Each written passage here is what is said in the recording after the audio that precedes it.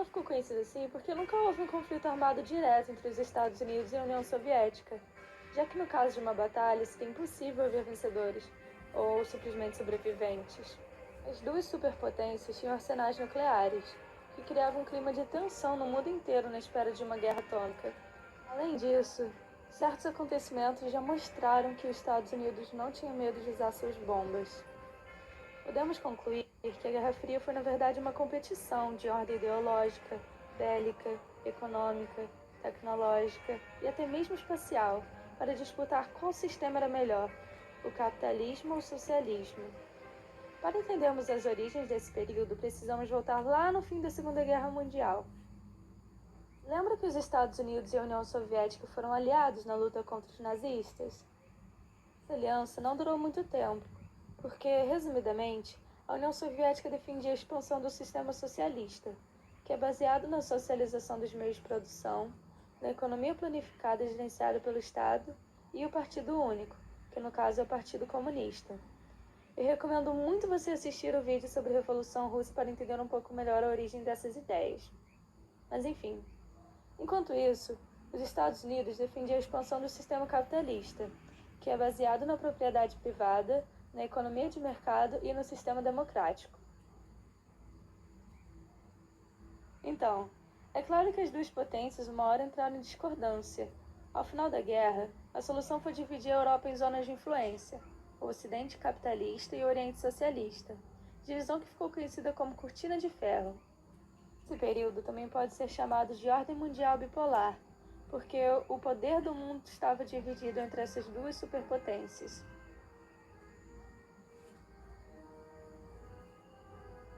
Durante esse período, ambas potências financiaram golpes de Estado na América Latina, África e Ásia, com o objetivo de expandir seus sistemas.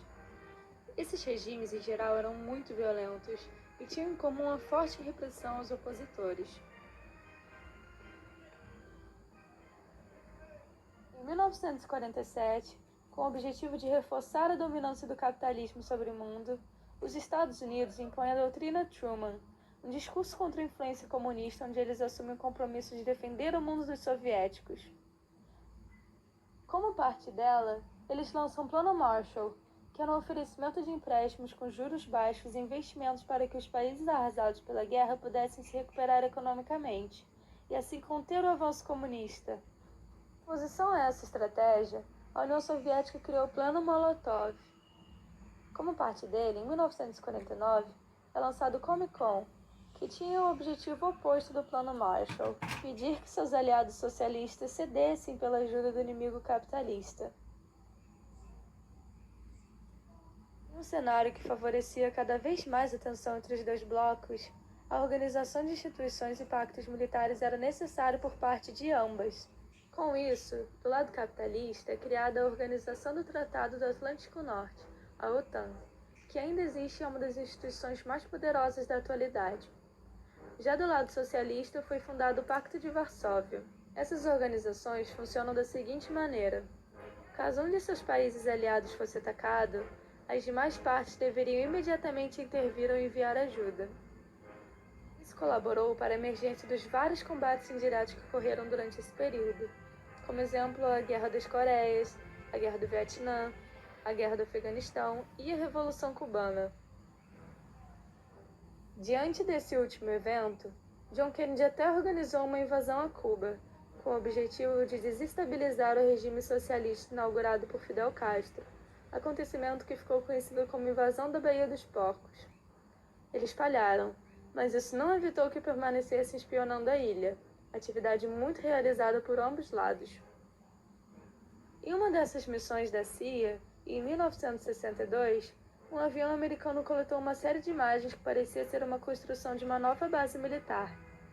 Após um estudo detalhado, as autoridades descobriram que os soviéticos estavam instalando diversos mísseis capazes de carregar ogivas nucleares em Cuba. E o pior é que eles estavam simplesmente apontados para os Estados Unidos. Essa crise criou uma tensão enorme no mundo inteiro, e logo foram feitas negociações para conter a ameaça de uma guerra nuclear. John Kennedy e Khrushchev, o primeiro-ministro da União Soviética, tiveram um diálogo intenso, e, como resultado, assinaram acordos proibindo a proliferação de armas nucleares. Mas isso, infelizmente, não significou que eles ficaram em paz. A rivalidade chegou a um ponto que não bastava só o domínio do mundo e os campeonatos de xadrez. Sim, eles valorizavam muito a vitória nos campeonatos de xadrez e eventos esportivos. Mas enfim, eles queriam conquistar também o espaço. A União Soviética largou na frente ao colocar no espaço o primeiro satélite, a primeira doguinha e logo depois o primeiro homem em órbita. Os Estados Unidos, claro, ficaram revoltadíssimos ao acompanhar tudo isso. Logo, o nosso famoso Kennedy investiu bilhões em pesquisas na NASA. Assim, em 1969, Neil Armstrong pisa na Lua pela primeira vez, pela missão Apollo 11. Esse feito revolucionou a história da humanidade e meio que definiu o vencedor da corrida espacial. No meio de todas essas competições pelo poder universal, em 1961, a República Democrática da Alemanha, liderada pela União Soviética, ordenou a construção do Muro de Berlim. Essa atitude representava a forte posição soviética de se isolar e impedir o fluxo de cidadãos do lado oriental para o ocidental, que era muito comum. Todo mundo queria um gostinho do capitalismo. Esse foi o marco que dividiu por 30 anos não só ideologias políticas, mas sim famílias, amigos e uma nação. Esse fechamento da União Soviética a nações capitalistas acabou desenvolvendo nela um processo de atraso econômico pela falta do livre mercado. Os trabalhadores não se sentiam motivados a inovar ou melhorar o produto, já que, teoricamente, em um regime socialista não teriam nenhum lucro por isso, o que provocou um grande atraso industrial. A falta de liberdade de expressão e motivação também refletia diretamente na baixa produtividade dos trabalhadores, que estavam muito insatisfeitos com a situação social e política do país, que só piorava. Estava em um ponto tão grave que não havia alimento suficiente para a população, nem outros bens de consumo básicos.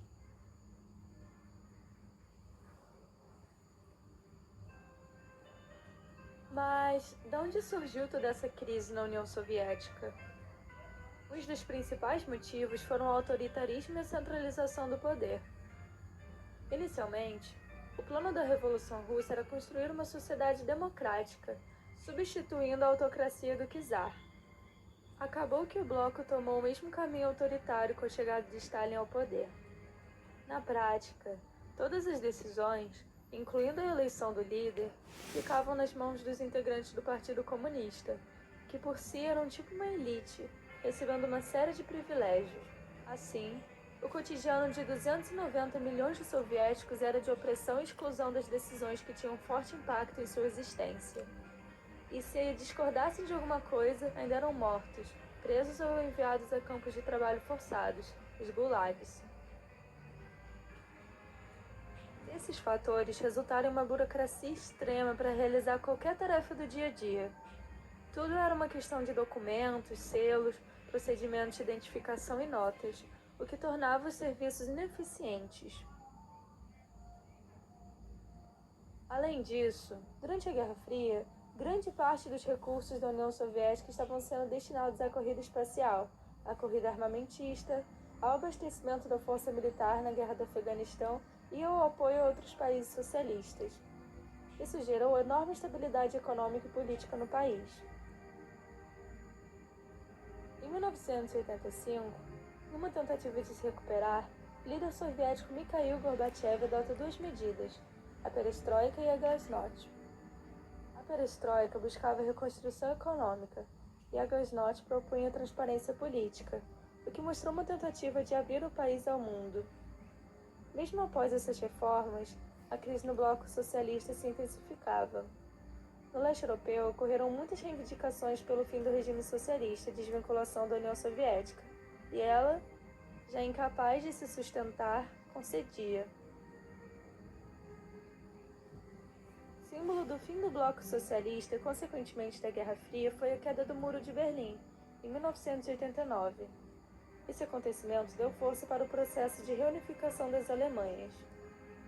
Com o desdobramento dos movimentos de desintegração no bloco socialista, o governo perdeu o controle da situação.